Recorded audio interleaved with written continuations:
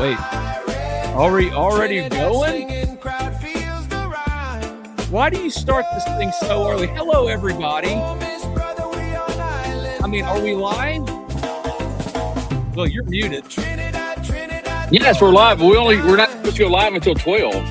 Well, then why did you already go live? Because I like people to get in here and listen to the music. Yeah, but then it's just a hello, everybody. Welcome inside Talk of Champions. Like normal people. I'm wearing an Atlanta Braves baseball jersey today, by the way. Can you see? Hey, I come in, I sit down, I hear the Trinidad Chambliss music. I see that the stream has already been launched, that people are already commenting. I'm like, y'all starting without me? Hey, everybody, welcome in. It's Talk of Champions. Stop doing that. No one wants to listen to 10 music beforehand. You say you start at 2, you start 1, you start at 1. He's Brad Logan, at Brad Logan TOC, at Spirit Ben. That QR code above his head is for the Ole Miss Spirit, omspirit.com, affiliate of On3.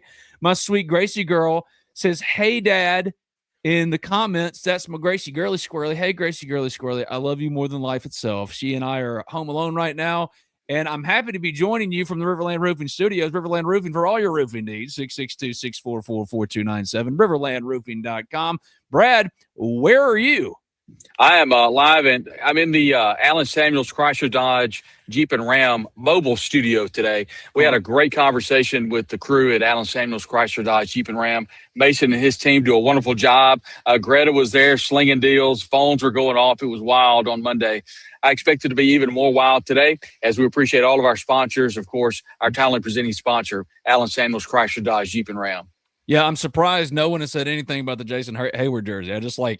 I was just wearing a T-shirt. I was like, I can't wear a T-shirt. You know, Brad's going to be coiffed with the hair and have a collared shirt and look all professional. I don't look any more professional. It's kind of a dope jersey. I don't even know if they wear these navies anymore. But the Braves are repped today on Talk of Champions. If Brad's got hats, maybe Ben can have jerseys since Brad's got spiky hair.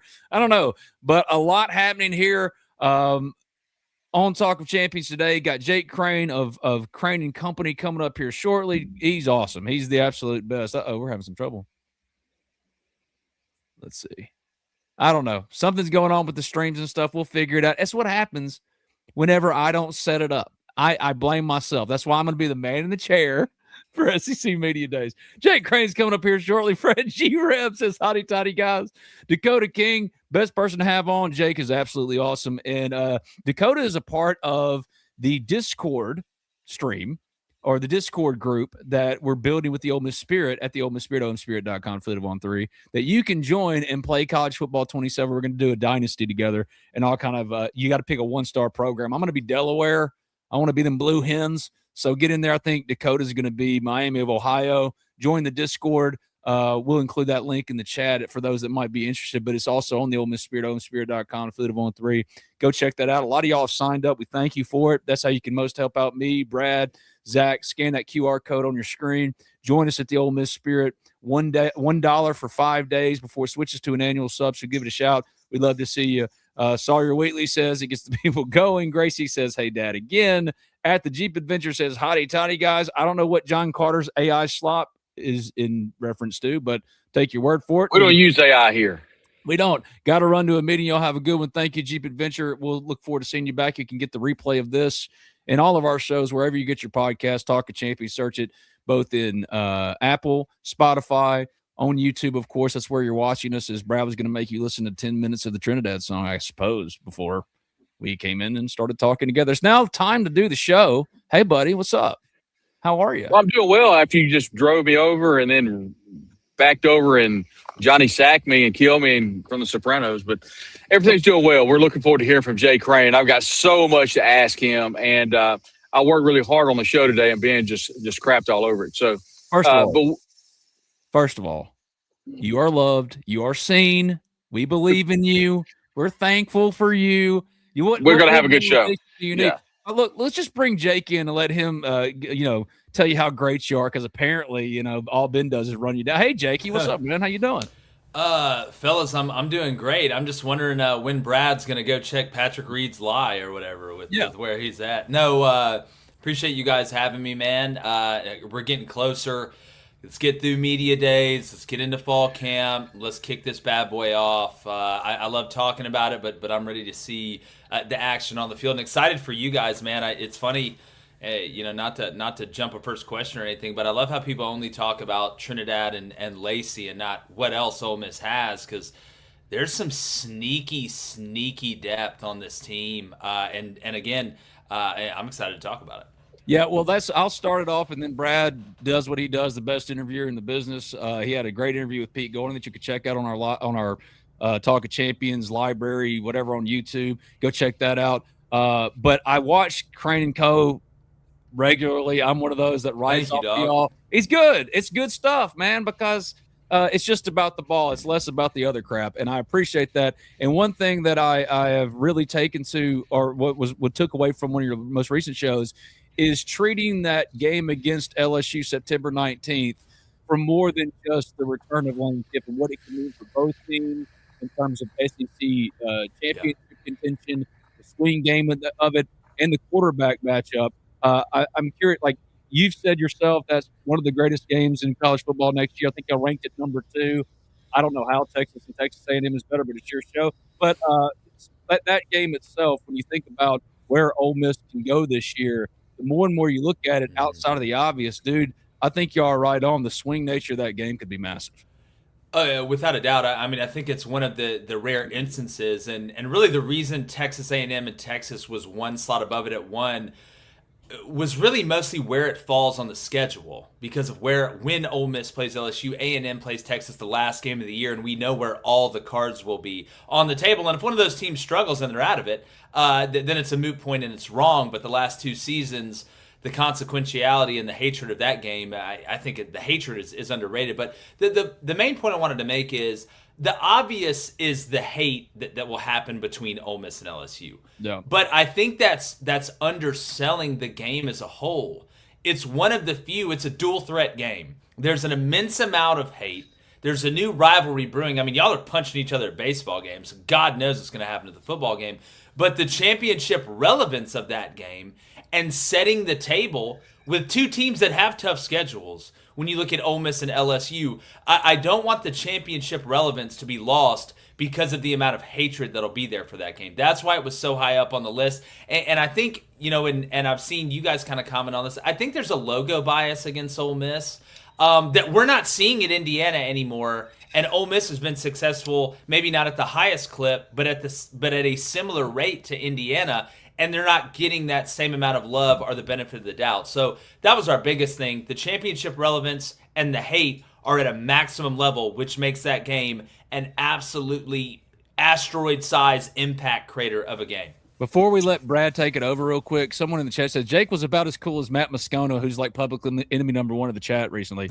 During the 2022 Auburn mess, but has reframed himself over the last couple of years. Jake Crain has been awesome for as long as I've followed him, and I'm very thankful that he comes on here. But the point is that, which I agree with, is everybody's a fan of Jake on this show, mainly because, dude, you're speaking my language. The logo on the helmet. Our guy Brooks Austin was talking about how is Trinidad Chambliss, as I watched this film, not unanimously considered the best returning quarterback. It's the logo.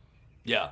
And to that point, I always say as well, look, everybody's a fan of somebody. Yeah. Like, if you do this job, and that doesn't mean you have to carry water for them. I mean, I don't carry water for Auburn. I don't think anybody's harder on Auburn or has been than what I've been.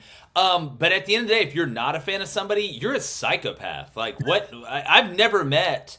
Find me somebody who says, "Oh, I'm not a fan of a certain team. I just love the sport." That's nuts. I almost want to call the FBI when I hear stuff like that. Like, that doesn't make any sense. But like, I'm afraid to turn my back to somebody like that. That's what I'm saying. It's like, I really don't want you around my family if you're doing that, or really driving in general. But no, I call it how I see it. Like, if I thought Ole Miss was going to be bad or Ole Miss was going to be overrated, I would come on here, and I think the work speaks for itself. I would come on here and say that. But I think Pete's in kind of a perfect situation. What do I mean by that? You know how Kirby has to invent controversy or criticism? He's like, they think we're going to go 7-5, and they're like, who thinks we're going to go 7-5? He's like, oh, don't worry about that. They do. It's them. Just they do. Don't worry. I think Pete's in that honey hole of, you've had a team that has tasted success. A good core of that team is back. You got really close to getting where you wanted to go, but you still have a chip on your shoulder that's not fabricated. Like what else? The motivational clips that they're going to show the team are going to be plentiful of people writing them off now that Lane is gone, or oh, it was a fluke what they did in the playoff. And I think it speaks more to who Pete is as a human being that Trinidad came back, that Kiwan came back, that you had key pieces coming, Eccles coming back, Perkins coming back. I think that speaks to their belief in him. And Ole Miss has the perfect combination of talent, depth, and doubt. And if you have those three things, there's nothing that fuels, well, an 18 to 27-year-old now, but a grown male more than embarrassment or people doubting them. So you don't have to recreate, you don't have to fabricate, you don't have to invigorate. The monster builds itself. You just got to let those dudes go out on the street and start ripping the villagers apart when we kick this thing off versus Louisville. I mean, leads in perfectly to my next question. And Jake Crain does a terrific job. Part of the On3 family. He's at Jake Crain _ on X. And you can also watch all of his content on On3 network. And also at Crain and Company. He, his brother, and David Cohn do a terrific job. Jake, this is what I like to ask a lot of national people that I get pushed back a lot by saying that Ole Miss may have a better roster this year on paper, but may not have as good of a season because the schedule is more difficult. The pushback I get is, Brad, how can you tell me that Ole Miss can be better when they lose their head coach, which, by the way, most successful 5-year run in program history? They lose their offensive coordinator, they lose their running back coach, their wide receiver coach, all of their offense, and now you're telling me they promote their defensive coordinator. How in the world can you tell me that they're better? But I do believe, Jake, with everything that's in place, with Joe Judge coming back, who's kind of leading this offense, obviously Trinidad, Kewan Lacey, I think the team can actually be really good this year. But I'd love your thoughts whenever I get posed that question. I'll pose it to you. Yeah, well, I'll answer the first one first. I do think the roster has a chance to be better. And again, rosters fluctuate. You can be better in different spots. I think the greatest thing Nick Saban did was he never lost too much at two positions that were together, that were complementary, like offensive line and quarterback, right? Or like defensive line and DB. Look, lose one of them and be able to replace those and keep the others. I think he's done a good job of that. As far as the point you made about having a better team that may even play better but have a worse season, that is a real thing. That is 100% a real thing because teams change yearly, schedules change yearly. I'll give you an example. Let's say you're a decent-looking guy. You don't have a six-pack or anything. You may have a little bit of a dad bod, but you're a decent-looking guy. You walk into a bar full of 6s and 7s, you're probably going to have a pretty good rate of them letting you get to the second pickup line, right? But if, let's say, you get a six-pack, you look a little bit better, but you walk into a room full of Victoria's Secret models, buddy, you're hitting at a much lower clip than what you were before you had the six-pack, but you may be a better version of yourself. I think that's probably the only way my brain knows how to take it outside of the sporting element and put it into another. It just depends on what's around you, and also, you've got to catch breaks on the injury front. That's why this is so hard. That's why it's so hard. You have a roster full of 100 guys. You've got 11 guys on the field at a time. You're trying to manage that while the schedule change, while you have the fluctuation of the transfer portal, and you don't exactly know what's going to happen on the injury front. That's why this thing is so hard. It is a Sudoku. It is not a jigsaw puzzle, and that's the difference. Let me ask you briefly, because I don't want to dwell on this. I think it's really a non-issue, but the buyout stuff for Prince Willie Monmielen and Devin Harper. Look, I know I'm the same way. Don't get me started. But here's my only question. What do you make of the online discourse around it? Because for me, it's mostly a pretty open and shut thing. It has nothing really to do with the rivalry or Lane or this, that, and the other. There are no protections for schools. Contracts have to be enforceable. This is different from any other kind of contract. Like if you want to say Luke Ferrelli signed a grant and aid, financial grant and aid papers, where in this case they signed rev share agreements. But the discourse has gone crazy, especially on the LSU side, where they've said they've used some language. I'm watching something right here now from AYS Sports where they're calling Keith Carter a clown and this, that, and the other. It seems like we can't talk about these things, these real issues facing college sports, without it descending into this madness. I'm curious if you think this is legitimate or just in general about recouping buyout money. I thought this was pretty open and shut. Well, to me, I think it's a macro thing. I don't think this is a micro thing between Ole Miss and LSU, and that's really what you said at the beginning. We've screwed this. I say we. I didn't do anything wrong. We didn't do Y'all nothing. Didn't do anything right. Y'all did it. Who? Y'all. That's exactly Y'all, right. they did. Yeah, they did. They did. Number one, it's a terrible lesson to teach an 18 and 19-year-old that you can sign a contract and there's no consequences for it. God forbid they go out into the real world where they're not the star wide receiver at the college and they got to go work a real job and they think that's going to work. They're in for an unbelievably rude awakening. So not having consequences on both sides of the contract, and we're not going to get that until they have collective bargaining. I don't love it. I'm not a huge fan of it, but I don't want to let perfect get in the way of better. So that's the macro view to my point. It's all screwed up. And what happens is whoever you root for, just like in politics, the hypocrisy's hilarious, but because we're nuts about our team, right? We love our team. We are willing to go to bat for our team, even if it makes us look hypocritical on the other side of it. I'm not saying that in this instance necessarily, but 70% of the fan base is going to fall on the side of whatever is best for their team. Now, as far as looking at Keith, to me, I think this is very simple. I don't see schools and the NCAA winning a lot of these court battles against the players. It seems like the players win every single one of them. But if you think you could get that money back, I see no problem with going and trying to get that money back. But if you are doing it just out of principle, you're wasting your time and you're adding more fuel to an absolute raging California wildfire right now. So to me, and I'm not a lawyer, so I don't know this. I know four things. They all start with F. Football happens to be one of them. But if you think you can get your money back, then I would do it. But if you're doing this out of screw LSU and Lane Kiffin and this, that, or the other, it's a waste of time to me. So if you can get the money back, get it back. But we got to blanket fix this thing, and I know that's preaching to the choir. And until that gets fixed, then it's going to turn into this village versus village, right? Soviet Union style fight. And it's not even, and that's not even what it should be anyway. No, because, like, honestly, this has nothing really to do with LSU, even though did Lane and LSU probably go, oh, yeah, we'll pay the buyouts, just come on. Of course they did. Like, if you really want it to be over with, just pay the buyout and be done. But that's what they do for coaches, Ben. That's what they do for coaches. They're like, hey, look, all right, you want to go? You got a buyout? We'll pay it. It's worth it. Put it on my tab. Put it on my tab. And yet here it's all of a sudden like, oh, no, this is another Ole Miss LSU thing, and that's not it at all. Real quick, and as Brad's got more questions here. Kendrick, our resident LSU fan in the chat, he said, Ben, what's up? What's up, my man? Thank you for joining us. He was fun yesterday in the chat. And Whit Russell, a friend of my daughter Gracie, says, Mr. Ben, how's it going? Being called Mr. Ben, I turn 40 next month, Jake. Dude. Like, it's tough. I'm 36, Ben. I just got a message on Facebook about my 20th high school reunion.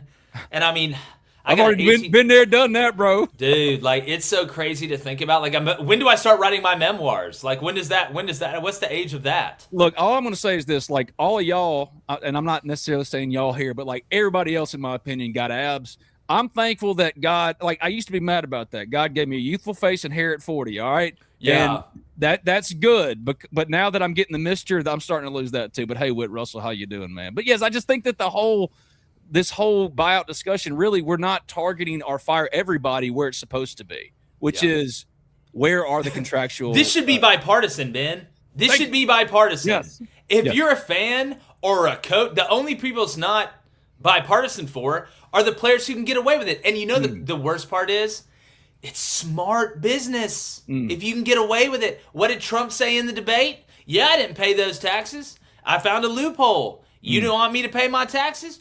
Don't give me a loophole. So it's hard for me to fault guys for making smart business decisions, because I think once this gets fixed, God knows when that's going to happen, you're not going to be able to do that anymore. So I guess, one way to look, you might as well get in while the getting's good. Jake, is it fair to say, in your opinion, that Ole Miss may not get their money, but by going public, like Keith did with Sam Hutchins of the Clarion Ledger, and it broke, is it your opinion that Ole Miss can win in the court of public opinion? Does that matter in this case? Man, I think it just beauty's in the eye of the beholder on this one, man. If how many Michigan fans are going to be like, tonight we're rooting for Ole Miss to win this case? Like, I just feel like it's going to turn into who's suing who from what team, right? That's what it's going to turn into. I just think, honestly, and I'd love to hear what people in the chat say. I think they'd agree. We're just tired of this. We're just tired of this. How does a sport that is this popular, that is $1 billion industry, screw this up so badly by letting all these things out of the box at once? I think we're just tired of it. And that to me is what has brought most people together. We're just tired of it, man. Just fix it. Will you just get the damn apartments built? Like, just finish them. Like, I don't care if it's raining or whatever. Just finish them, please. Like, the basement has been unfinished for. Here's the whole just is like collectively bargain, because like Brandon Ayuk getting playing football because he signed a contract, and San Francisco says, we were trying to hold you to the contract. He goes, no, I want to be a Commander. Well, guess what? In the real world, that doesn't work out that way. Yeah.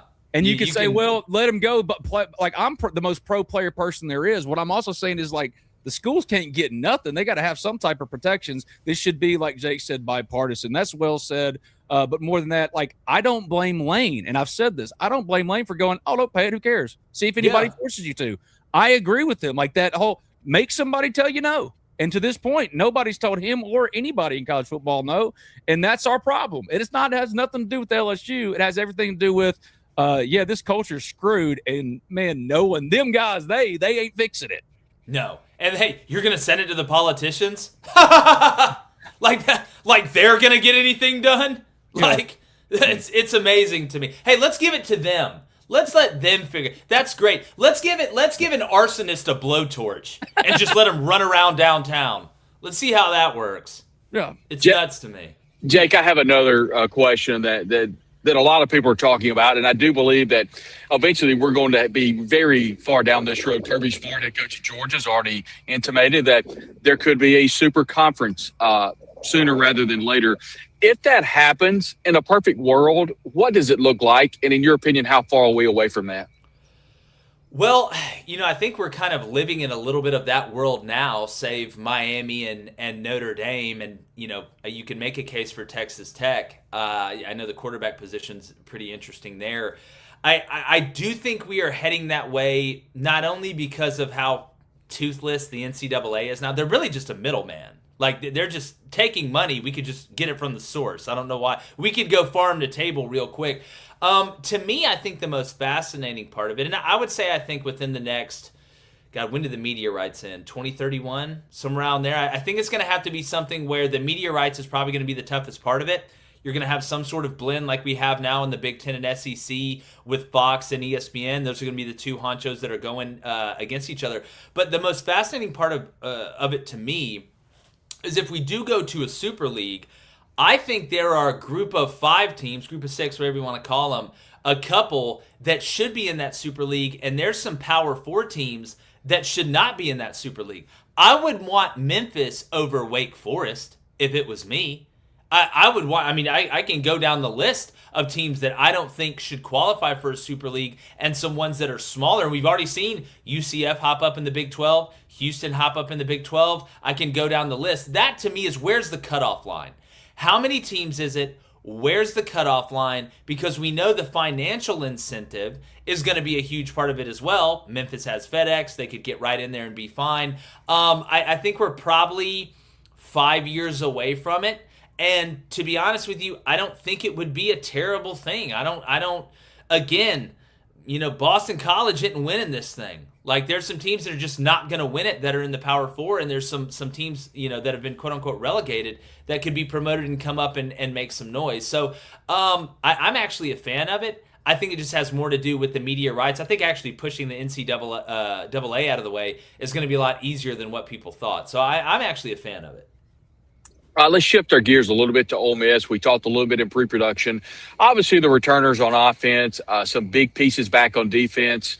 The schedule is much more difficult, Jake, as I know you know. And by the way, we are here with Jake Crain. Jake does a terrific job with Crain and Company, along with a number of others on the On3 network. Jake's also about to be a father again. So, Jake, we wish you all the best in the upcoming days and weeks. And real quick, back in Birmingham 10 years ago, Jake and I were standing there with an iPhone and with a huge recorder to record audio. And look where you are 10 years later. It's been quite a run.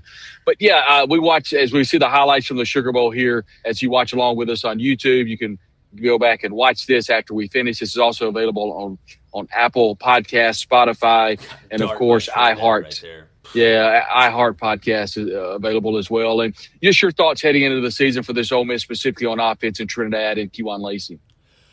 Well, look, we know about Trinidad and Kejuan, right? Like, it's almost more fun for me to talk about everybody else because we already know who these two guys. It's the best duo in the backfield in the country, and I think that's easy to say, in my opinion. I don't think that's controversial or whatever. Some people try and look through the kaleidoscope and pick out a different color. I'm more of a hey, these guys are the best. It's blatantly obvious. Can we just do this though?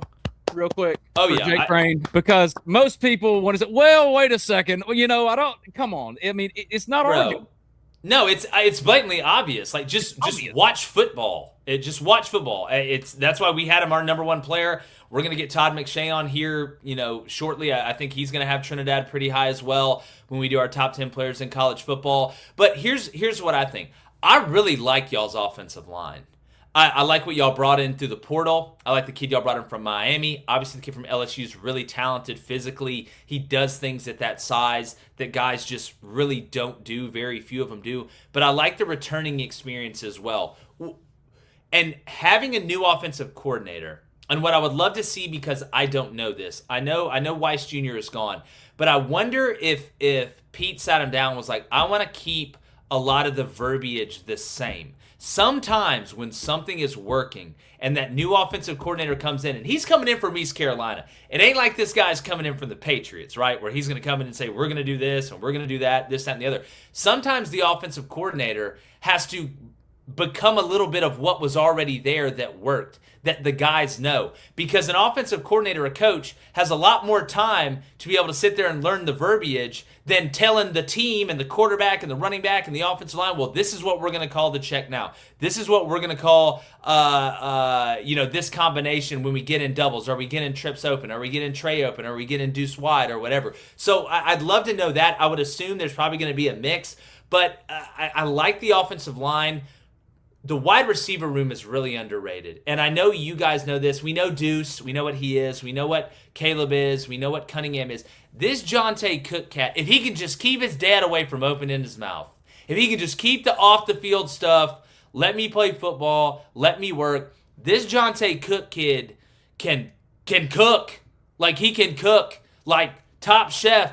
Like Gordon Ramsay's fist bumping you after you put the dish on the table. He is that talented. You go from Texas to Syracuse here. The Gill kid that's coming with him, I think is underrated, the speedster that they have. So giving Trinidad multiple body types, multiple options, being able to get in different formations, whether you get into 11 personnel, whether you get into 10 and go empty, whether you get into 11 personnel and you brush out to empty and let Odom be a flex wide, things like that. Every option is on the table. It's a Cheesecake Factory menu. You want Philly cheesesteak egg rolls? You can get it, brother. You want some pizza? You can get it. Hell, you want something that we don't even know what it's called. It's got a French name. You can probably get it. So it looks good though. It looks good. I'll try it. Right? I love the Cheesecake Factory, but I really, really like the pieces that come with the core. I thought they were very, very surgical in the portal with what they did, because I'm a firm believer, and I've said this since the transfer portal started. You don't build the boat out of the transfer portal. You plug holes in the boat with the transfer portal. And that's what I think Ole Miss has done. That's why I think it's not going to take them a while to get going. They're not going to have to kind of reinvent themselves in the first couple games. Because I'll tell you, you don't have time with Louisville. Everybody keeps talking about this LSU game and these games in the SEC. You overlook Louisville at your own risk, because Brom can do it, and they have elevated themselves on the line of scrimmage, just like Ole Miss has. How did Ole Miss elevate? How did Utah elevate? How did Louisville elevate? How did SMU elevate? You get better up front, because there ain't as many of those cats running around as you have wide receivers and DBs and running backs. So I'm excited to see it. I think there's going to be a combo of kind of what Baker has, what he knows and what he calls it, and what they already have and what they already call it. That's going to be the fun part. And to put a bow on it, not to be too long-winded, probably one of the most underrated parts that I haven't heard anybody else talk about, maybe y'all have, is when you have a new OC that's coming from a different conference. Yeah, other teams have film on him. They can see what he likes, What are the percentages when they get in this formation, on this hash, on this down and distance? But they haven't called the game against them. The sequencing you do on the fly, you could have a little bit of element of surprise throughout this first year. I wanted to touch on a question from the chat. This is Talk of Champions. I'm Ben Garrett at Spirit Ben on Twitter. He's Brad Logan at Brad Logan TOC. On your screen, you'll see is a QR code for the Ole Miss Spirit, omspirit.com, an affiliate of On3. Sign up today for the low, low price of $1. A lot of you have been responding and signing up. We want all of y'all with us at the Ole Miss Spirit. We are biased, of course, but we think it's the best Ole Miss coverage out there. We'd love to have you come join us at the Ole Miss Spirit. He's Jake Crain. He co-hosts, lead hosts, Crain and Company. Is a national On3 show that you can see pretty much every day. We do a lot of writing off of it for the Ole Miss Spirits. You can find it there as well. But at JVlogs8963 wanted to know if, Jake, have you seen Todd McShay's comments on Sam Leavitt? And I'll just add a little bit to that. What do you think of him not going to SEC Media Days? I actually have not seen Todd's comments on Sam. I'd be interested to know what he thinks. I know Todd can kind of go both ways. Sometimes I agree with him. Sometimes I disagree. I'll tell you why I think he didn't go to SEC Media Days. Y'all know that, Brad. You know this, Ben. You know how much walking the players do at SEC Media Days. Mm-hmm. He don't need to be riding around on that. No, I don't need you to win the press conference. I need you to win the game. Mm-hmm. Like, Good I don't point. need you. Like, I think sometimes we overlook this stuff, or excuse me, we overrate this stuff of who's coming and who's not coming. To me, if I'm a coach, I'm just going to bring guys that aren't going to say stupid stuff. Like, I do not care about being the coolest guy at SEC Media Days or saying the most controversial. Can we get on the plane? We'll dress nice. We'll fly there. We'll answer the questions, and we'll fly back. Like, I'm not trying to win the media. I'm trying to win the game because guess what? You win the game, you win the media. That's how it works. Nick Saban treated the media like beat dogs for 10 years. But you want to know why they didn't grill him? Because the man won. Just shut up and win. So I like Leavitt. I think Leavitt's nasty. I think Leavitt's got a lot of backyard in him, which works in college. Don't know how well that's going to work at the next level. You want to know who he kind of reminds me of a little bit? And Ole Miss fans might not like this. I think he's a little bit of a faster Jackson Dart. Jackson's a little more of a natural passer than I think he is. Sam likes to throw the fastball about 70% of the time. Jackson's got 4 pitches that work. But as far as running, that white boy's got motion now. That's why that foot's so important. He starts running. See, Auburn got the wrong guy from Michigan State. Got the wrong guy. But that's a story for another day. Jake, I want to kind of revisit something we talked about a little bit ago. I had a conversation with a multi-state champion high school coach in Mississippi, and we were talking about Ole Miss. And I said, Coach, that schedule's pretty tough. He says, Brad, I don't mean to be disrespectful, but if you're going to make the college football playoff and you're going to play for a national championship, then you better lace them up and you better get ready every single week. Yeah, the schedule's tougher, but to be the man, you got to beat the man. And I hate to quote Ric Flair on this podcast, but here we are. And you look at the schedule and who really jumps out at you? I mean, obviously we've talked about LSU. We know Georgia's coming to town. Louisville. But Louisville, obviously the neutral site, but you're on the road at Oklahoma. You're on the road against Florida. Auburn, I think, is going to be much better under Alex Golish. Vanderbilt, Texas on the road. Oklahoma, again, it's going to be a tough road for Ole Miss, home and away. What games kind of jump out to you from a scheduling standpoint? Well, to your point, it's the ones that aren't obvious and they're on the road. These are the ones that, as a coach, and again, I did it for 10 years, 6 at the Division I level. The ones that scare me weren't the ones, the big ones, because you're still dealing with human beings. And to quote Nick Saban again, I hate to keep doing it, but the man was the greatest to ever do it. He's like, you can really only get your team up to play 4, maybe 5 times a year. Like, regardless of what you do, how you prepare, what you say. Because you're dealing with human beings and you're dealing with a season. It's a marathon, not a sprint. So, obviously, LSU, Louisville, it's the first game of the year. If you can't get excited for the first game of the year, get off campus. I'll have your mom and daddy come get your suitcase and stuff in front of the football building as soon as they want to. So, to me, it's the at Florida. It's the at Vandy. And look, Oklahoma by that point, I think Oklahoma's got a chance to be really, really good. It's those. It's not the at Texas, duh, right? It's Texas, Georgia at home, duh. It's those ones where you just played LSU on ABC, night game at home. You're going to give 1,000% to that one. That's going to be an emotional drain. Can you get up that next week and prepare the same way to go play, I'm telling you, a better Florida team than what a lot of people think in the swamp, in a big test for them, and then you get your bye week. So it's those games. Those are always the ones, I think, as a coach, that worry you and keep you up at night. One final question for Jake Crain. Jake, thanks very much for joining us. You can follow him on X at @JakeCrain_. He's a part of the Crain and Company podcast/show on the national On3 feed. Jake, before we get you out of here, Pete Golding, we talked to him here on the show down at the coaching convention, and to be able to come in a situation after the Egg Bowl, take the team to the playoffs, go 2-1, falling that last game in the Fiesta Bowl to Miami. How would you grade Pete Golding's job last year? And what are your overall thoughts as Pete Golding is a head coach leading into his first year at the helm at Ole Miss? I mean, I don't know how you can't give him an A+ for, again, not only what happened on the field, but keeping that team together off the field.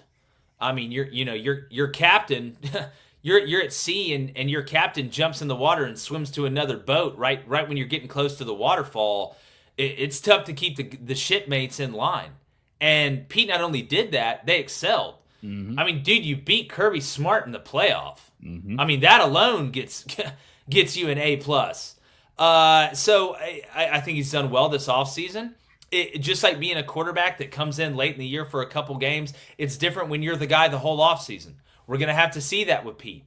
But I think he can do it. So, I mean, I don't know how you would look at that run getting that close against that Miami team, which you were deficient compared to them at the line of scrimmage. Trinidad and them were just so good it kept you in it. I think you got to give them an A+. And can I say something quickly? I see in the comment, John Carter says every team can't be better. No, every team won't be better, but I can go ahead and tell you, brother, LSU's going to be pretty good. Georgia's going to be pretty good. Texas is going to be pretty good. It's going to be hard for Florida to be much worse than what they were with what they had last year, and you're going on the road to play that game. You're going on the road to play Auburn. You're going on the road to play Vandy. There's a reason those sports books add a 2.5 space to the team that's at home because it's harder to play there. So it's not that everybody's going to be better. It's just we know the teams that are going to be pretty much elite, but I think some of the other teams couldn't get much worse, and you're playing them on the road. So that's kind of the way the cookie crumbles to me. But look, somebody's going to be bad. Somebody's going to be better than what we thought. That's the way this works out. But all you can do is project. He's Jake Crain of Crain and Company on 3 National Show. Check it out, man. He's the absolute best.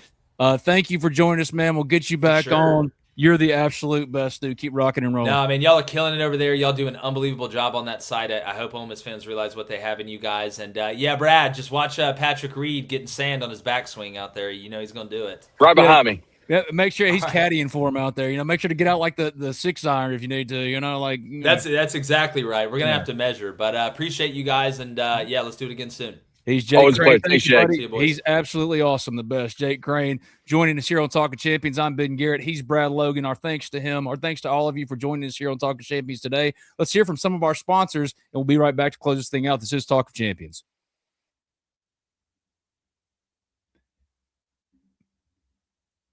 Well, I can't unmute it, and it's muted. So I tried to make the commercials go. See, this is what happens. You got it now?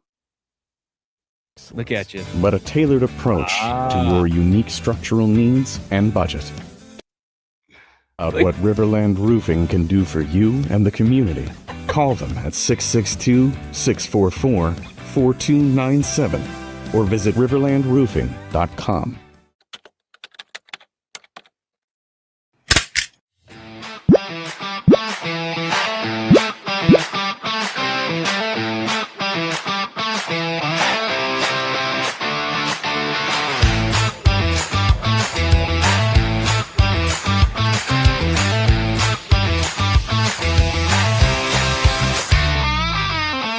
Hey, Rebels, your truck is here. Allen Samuels Chrysler Dodge Jeep Ram in Oxford presents the all-new Ram Rebel. It's Ram, the Rebel way. Send an unmistakable signal. Rebel 24/7. Ram Rebel from your friend in the car business. Allen Samuels Chrysler Dodge Jeep Ram in Oxford. Come by, let's be friends. I'm lawyer Philip Hearn. Raising my family here in Mississippi, I've tried to teach my kids to help others. I learned that from my parents. And as a Mississippi lawyer, I want to help you too. If you're hurt in a traffic accident, 18-wheeler wreck, or have insurance trouble, call 601-720-3541. That's my cell. You call, I'll answer. Let's get started. Make your first call to the Hearn Law Firm today. Fiber and wireless together at last. The One Plan. Fiber and wireless for $99 a month with a 5-year price guarantee and a free 5G phone for everyone. Fiber and wireless for $99 a month with a 5-year price guarantee. C-Spire. Customer inspired. Our thanks to C-Spire. Our thanks to Shed Hunger of Modern Woodman for all of your life insurance needs. Hit up our guy Shed Hunger of Modern Woodman, 662-442-4723. That's 662-442-4723. He can help you plan for life using a variety of tools, including life insurance, annuities, mutual funds, and variable annuities. That number again for Shed Hunger of Modern Woodman of America, 662-442-4723. Our thanks to all of you who've joined us in the chat. Our thanks to Jake Crain of Crain & Co. for joining us and really breaking down a lot of the hot button topics, not only around Ole Miss, but college football. And one thing I thought he said was pretty salient in regards to the buyout stuff. Like, this should be bipartisan. This should be a bipartisan thing. This has nothing to do with Ole Miss, LSU per se, though the parties involved are Ole Miss, LSU. But LSU's really not a party to this. It's about contract enforcement and rules. And really appreciate Jake coming on. Brad, I don't know if you saw this news today when you need to unmute your mic so you can respond to me. But I'm seeing this come across the Twitter feed. And the NCAA Rules Subcommittee has approved ABS challenge system for college baseball next year. The NCAA Rules Subcommittee approved the use of the automated ball strike challenge system in college baseball games, where the technology, including TrackMan, is available. The approval still requires final sign-off from the Baseball Oversight Committee and is expected to be implemented in 2027. The system was previously tested experimentally in the SEC tournament with a 56.2% successful challenge rate, and I would probably assume that like 52% of that was the Missouri catcher against Ole Miss. And it was a lot, yeah. He absolutely destroyed Ole Miss. But I think this is a good thing for college baseball. I wish that there was a uniform strike zone to where we don't get these outrageous challenges, or like we don't get balls that should be called, or strikes that should be called balls, vice versa. But what do you think about ABS coming? Because listen, man, I love the human element of baseball, but not when it comes to balls and strikes. I think this is progress, and I'm not gonna shake progress, even though there's some things I'd like to see done differently about it. But we saw in the SEC tournament what it could look like now that it's coming to baseball potentially on a full-time basis. What do you think about that? Yeah, Jacob Rudner of Baseball America, who you've probably heard a couple of times on Rebel Hotline, which you can hear that on the Ole Miss Spirit. That's onspirit.com, and affiliate On3. Hit that QR code, join today. We had a couple of people on the board, I think, yesterday, Ben, talking about how much they're excited about joining the community. So we welcome you there. I think we're literally 10 years removed from not a robot, but a device in the home plate umpire's ear that tells him if it's a strike or not, and then he makes the call. And honestly, I wish that's kind of what it was. I mean, let's just bypass. If we're going to do this, I'm with you, Ben. I like the human element. I like 4 inches off the side of the plate. I'm that. Fine with it. No, I don't like that. I don't mind it. I mean, college used to be extend the plate, man. Let's don't sit up there and watch a bunch of walks. My thing is if we're going to do one of the most valuable things a hitter can do, get on base. I get it. And then we'll talk about that maybe later. But what I like about the ABS system, if we're going to do that, let's just completely bypass that ABS system and go straight to an automated ball and strike. So the home plate umpire gets a beep in his right ear if it's a strike, a beep in his left ear if it's a ball, and let's just do it. If we're going to do it. Because now what we're going to do, we're going to pull the whole Missouri catcher situation. Oh, that's a strike. No! It has to teach you discipline and the strike zone and all of those. So I'm sure there's plenty of left and rights in regards to this, but I guess it's another move into a positive direction. I liked it in the SEC tournament. I felt like it bogged down the game just a little bit, but that's kind of where it is. I'm not surprised at all that this passed. No, I'm not surprised either, and I hope that Ole Miss gets better at it than it was in the SEC tournament. And again, the Missouri catcher, man, I don't want to see that dude in the era of ABS ever again, because that man was on an absolute heater as Missouri upset Ole Miss as the number 15 seed in the SEC tournament. Didn't mean anything because Ole Miss, it did cost them a regional host. They were already had cost themselves a regional host, but they ended up sweeping regional and super regionals, making it to Omaha, getting swept in 2 games. The first team eliminated, but got back to Omaha in the College World Series for the first time since 2022. A lot of people have asked us about roster things that could be coming down the pike. One, Tristan Bissetta signed with the St. Louis Cardinals, an undrafted free agent. I've been asking about Judd Udemark and Will Furness. Don't have an update on Judd, but Will has not gotten an opportunity yet. He told me straight up that he's if he doesn't go pro and get that opportunity, he's going to go into wealth management, and he'll be our baseball expert on Talk of Champions. So Sure will. Will can come on anytime he wants to. I hope he gets that professional opportunity. Few were better for Ole Miss, and had one of the most seminal moments of the season last year did Will Furness in his postseason exploits. So hope to see him get that. But as far as other MLB draft possibilities, Austin Foley's going to sign. We said this yesterday. I still expect J.P. Robertson to sign if he hasn't signed already as we've been recording. Really, I don't expect Ole Miss to get much of anything back from the draft. What we're watching most right now for baseball is that Caleb Koski visit, if he pops soon. He was on campus on Monday. It's Wednesday now. I would assume if he's going to make a decision for Ole Miss, it'll come within the next couple of days. They seem like they're a bat off, but we'll see. At Hits or H Tisdale 32. Any update on David Gabriel George? He commits on July 22nd. We expect it to be one of Ohio State or Tennessee. Maybe Ole Miss pulls the shocker. I would be shocked to see it, but if they do pull the shocker, that wraps up in terms of the heavy lifting. They don't have really any other needs other than a running back, and even running back's a luxury for them in high school this year. If they shock the world and land him, then, man, from that point on, you're just talking about flip candidates. Caden Moss, Benny Easter, guys like that. Even still, if they don't get him, you're still looking at more flip candidates than anything right now. Those same candidates, Benny Easter, Caden Moss. But one guy that would become more at the forefront would be Trey Martin, the 4-star that Ole Miss had some momentum for back in June, and then he ended up committing to LSU. I think there's a little bit of progress being made there. But, again, remember, regardless of what happens in the high school class, whether they get somebody or not, whatever, that is a luxury position for Ole Miss in high school this year. So that's the update on DGG. What are you most looking out for in Ole Miss sports this week, Brad, before SEC Media Day kicks up in earnest next week? Yeah, I want to revisit something Jake said and kind of ask you, because we didn't really dive into this, but I think it was a great point. I'm going to tell him how much I appreciated this analogy, and I'm probably going to use it a lot in the future. I think the perfect way to put into play what Ole Miss is doing on the recruiting front is they're building a boat, and if that boat has any holes in it, they're filling them with transfer portals. I think that's going to be the protocol moving forward for Pete Golding, because he's not going to live in the world of transfer portal to build a roster. He's going to live in the world of transfer portal to plug and play. And I know Jake was really spot on with that. And I just kind of wanted to see if you kind of along the same lines of me there, that it felt like to me that was kind of what Pete Golding is doing. And he kind of really encapsulated his recruiting philosophy. Absolutely. And that's where it would hurt to not add DGG because of what you put into it. But like for Ole Miss, the legwork, the heavy lifting for its roster for next year should have been done, has been done, both in signing high school players, developing them, and then retaining them.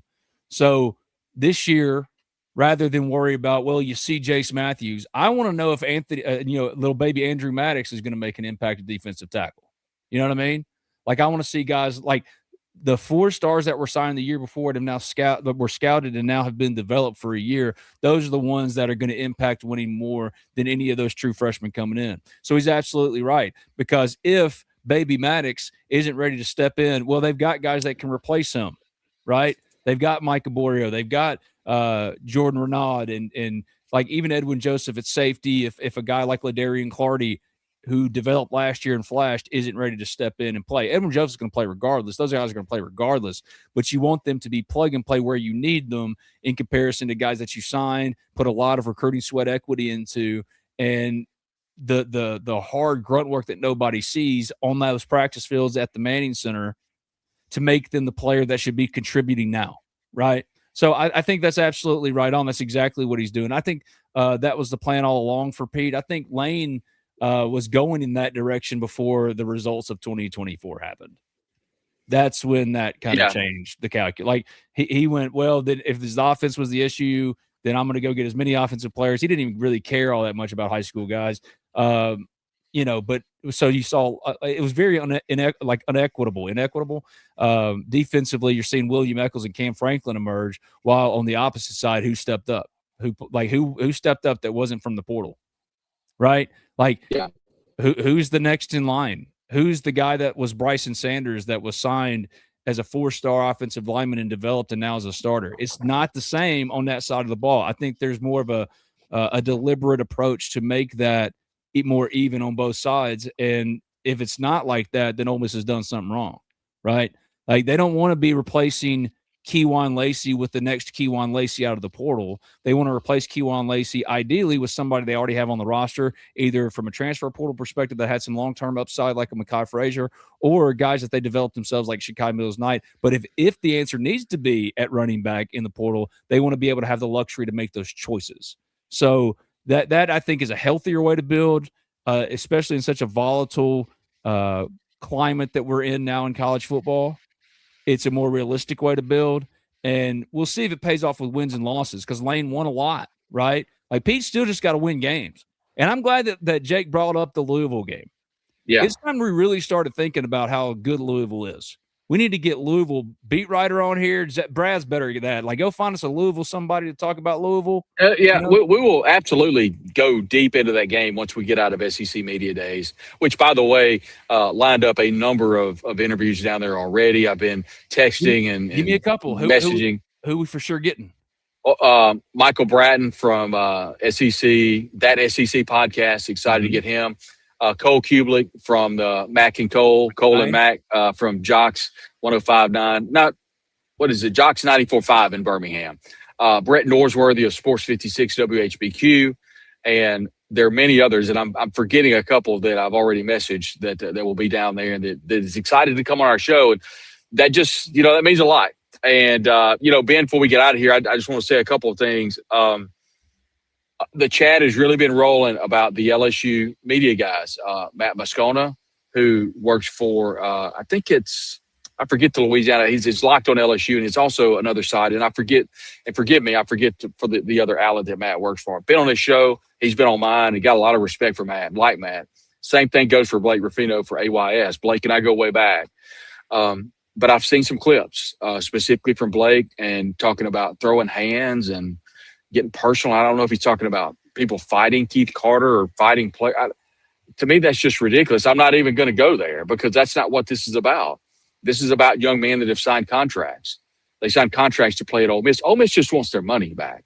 That's all they want. And thank you, AFR. Thanks, J Vlogs at ESPN 104.5 down in Baton Rouge. Matt, great job. I've got no problem with Matt and Blake.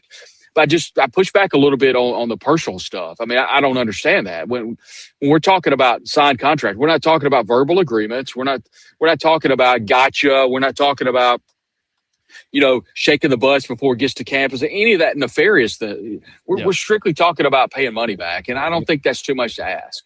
And we'd ask Coach, and I think Jake really put it into perspective. And Hunt Palmer, I'll give Hunt a lot of credit. He's also part of the 104.5 radio team. He came out and he was very open that if you sign a contract, we've efforted him for the podcast, by the way. If you know Hunt or whatever, we'd love to talk to him, because I agree with what he said, that if you sign a contract, you should have to pay that money back. That's all Ole Miss is doing. And I asked Jake this, and Ben, you push back. That's why I love having a show with you. You and I have very different, opinions about things. I think this helps Ole Miss in the court of public opinion about what all the crap that Ole Miss has been through with Blaine using a racial card, LSU throwing Ole Miss, and that's what I think this is Ole Miss pushing back through the court of public opinion. And I get people may not see it that way, but I really appreciated what Keith did by talking and get that information getting out from Sam Hutchins, our friend on the program here from the Clarion Ledger, broke that news. And when it got out, it went nuts. OwenSpirit.com that those buyouts hadn't been paid. We posted that. You did. There was a lot of pushback, Ben. Mm-hmm. Yep. So to be fair, Chuck Roundsville posted that on the Spirit. There was pushback. but it ended up being Chuck Chuck. was wrong. Chuck said initially that that he was mistaken from what he got told, and we clarified it. We clarified the Right. reporting and mentioned that like the buyout for Lane has been paid, but the buyouts for the players have not been paid. And now the reporting has been extended out through Sam Chase Parham too, done a great job of fleshing it out even more, and Yeah. you're seeing more of a public response to this. And it's not like it has nothing to do with the rivalry that, however you classify it, between Ole Miss and LSU. It's purely a bookkeeping thing, and the only line, one of the few, if any, only potentially lines of demarcation left, that if it's crossed, there's very little, if anything, to protect any school. That means that the contract that you re-sign those kids to aren't held to them, right? Brandon Ayuk isn't playing for a reason. Dudes that sign contracts can't get out of a non-compete. It happens to all of us. You could argue their constitutionality, and I would agree with you. Non-competes are nonsense.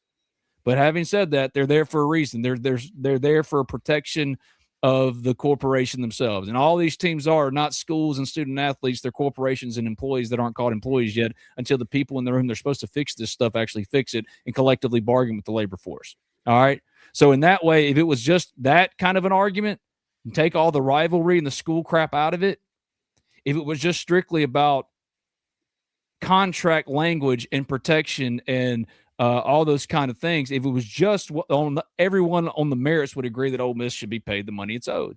But you've brought in all this other stuff. Like I saw the thing from Blake, and I don't know Blake and Matt Moscona from Adam. Like Brad knows him, and he's got respect. I don't have anything for him one way or another. I don't disrespect him. I don't necessarily respect him. I don't know him. Only from the things I see. And this thing today from Blake Ruffino was pathetic, whatever it was. And I want to think that we took it completely out of context because it's a clip on social media, but they're the ones that tweeted it out. And he's talking about throwing hands and this, that, and the other. It ain't that serious. If you wanted to get that kind of serious about it, like there were other things to save that energy for, I think. This isn't one of them. But yet y'all want to keep bringing that energy to it and then talk about the toxicity of the rivalry. Y'all are the one that are doing that. Y'all are the ones that are feeding into that by turning an issue that should be, as Jake Crain said, bipartisan into something partisan. And that's why nothing can get done because everybody's afraid of everybody else. At JVlogs8963, Ben, if you don't mind, what are your thoughts on Frank Wilson? I think the world of Frank Wilson, I remember him most back when I first started doing this as the guy that guaranteed Joe McKnight, and he wasn't able to deliver. God rest Joe McKnight's soul, but he's always been a dynamic recruiter. I don't buy it as much in terms of others that say like he's like some Louisiana. He is a Louisiana legend, make no mistake, in high school football. But that's going to be what determines. Like Ole Miss is all of a sudden going to have a bigger foothold in Louisiana, a much more significant foothold in Louisiana because of Frank. I hadn't seen that, and I just don't think there's a lot of validity to that. Now they've got two guys committed from Louisiana, one of which is wanted by a lot other than just Ole Miss and Miguel Whitley, a 4-star. But you haven't seen that clean because I think that stuff's kind of overblown. Louisiana kids go to LSU if they're, for the most part. So until he gets one of those big swings like that, like JT Lindsey was a layup for him. Miguel Whitley wasn't a layup, but like he's one, and you would hope that he would get more of that. Great running backs coach. He does all of the things you want. Well, a good running backs coach, but is like Ole Miss gonna suddenly become like the thorn in LSU side for Louisiana kids because of Frank? I'll see it. I'll believe it when I see it. I'll believe it when I see it. Tons of respect for Frank, but just like it's okay to acknowledge the reality. And over the course of my 20 years doing this, for the most part, Louisiana kids go to LSU. It's one of the benefits of being the only school in town, the only game in town. I know ULL and Tulane, but no. Ole Miss is continuing with another SEC school plus a group of 5 school in Southern Miss that used to be competitive, early in the 2000s, right? LSU is the one-stop shop, and that's an advantage they've been, to their credit, been able to tap into and keep consistent for the longest, while Ole Miss has had a battle to keep Mississippi kids in its borders. That's why Ole Miss holding on to 4 of the top 5 in Mississippi this year is impressive. And if they get Cade Moss, that'll be 5 of 6 if you factor in Ty Keys. Think the world of Frank Wilson, but I think a lot of that reputation is more for online shit-talking than in actuality and practice, if that makes sense. Dakota, thank you very much. I think what Dakota was saying is just like you pointed out, Ben, maybe that clip was in reference to something else, talking about maybe making an analogy of someone hit on your wife, you better be ready to throw hands or whatever. And I'm not going to, because I don't want to make because people still think I called Lane a hoe when they're missing the broader point. That's not, you didn't. I mean, you simply, no, that's what I'm saying. But like people always say, well, he's the hoe guy. I don't want Blake to be, I don't know Blake, but like I've experienced that. Like you ain't the throw hands guy. Well, I would love to know what the broader point was. But yeah, I'm sure it was. Off the cuff, it looks bad. It sounds bad. And especially against the backdrop of what this issue and the AYS account reposted it. So they wanted it out. So that's kind of standing on business. You know what I mean? So you wanted it out there. Like I said, that's just kind of where it is, and that's where we're at with this. So it's just more leading into SEC Media Day. We know that Wednesday and Thursday are going to be a zoo. Yep. Because Thursday is Lane and Wednesday is Pete, and we'll have wall-to-wall coverage of everything from the SEC Media Days down in Tampa. Jake will be there. Zach will be there. I'll be there. Grabbing interviews and manning the ship, though, steering the ship. And I love that. I love being the man in the chair like Ned Leeds and Spider-Man. But man, you know me. I want to be there with you. Like last year, we had a table set up. We had talked to Mark Henry. It was amazing. This year, don't think we're doing the table, but Brad is the best on-the-scene person I've ever known in this game. And I want you to see if we can get Trinidad for a couple minutes. We want Kiwan for a couple minutes. They're going to have time. That's the thing. Like Brad sometimes doesn't like to step on any toes. I like to go, hey, can I talk to you for 2 minutes? And if it's Paul Feinbaum, if it's Lane, TJ Bull Daughtery. Well, I had some people on the Ole Miss Spirit, OleMissSpirit.com, for the On3, like, we don't need to hear from Bull anymore. We're good. Which, noted. If y'all don't want any LSU people, even want Lane, we won't even try. Whatever y'all want, we're going to give it a shot and try to give you the best coverage of media days a podcast can provide as a car goes behind Brad on the golf course that he sits in. This has been Talk of Champions. I'm Ben Garrett at Spirit. Been on Twitter. He's Brad Logan at Brad Logan TOC. Sign up at the Ole Miss Spirit, OleMissSpirit.com to flip of On3. $1 to get you that full access to the Ole Miss Spirit before switching over to an annual sub. So many of you have responded, and we're so thankful. Keep coming in and joining us. That's how you can help me and Brad and Zach the most, man. Join us at the Ole Miss Spirit. Our thanks to Jake Crain, all of y'all in the chat. My guy Sawyer Wheatley, he's absolutely right, Brad. Shoot or shoot. You miss 100% of the shots you don't take. So I want you shooting for, if Kirby wants to come on for 2 minutes, sure. Hustle, baby. You're going to be down there. If you get to be down there and I got to be in the chair, I want to see you doing that thing. But for now, just get off that golf course. Be safe going home, and we'll catch you tomorrow, Friday. We'll talk to everybody very soon. Real quick, Ben, we've got multiple sponsors that are going to be sponsoring our content from down in Tampa. We'll pass those along to you. With all of our sponsors, you've seen our advertisements. You've seen us talk about them. Please go by and see them, patronize with them, and tell them how much you appreciate it, because we could not do what we do without our sponsors. Thanks, everybody.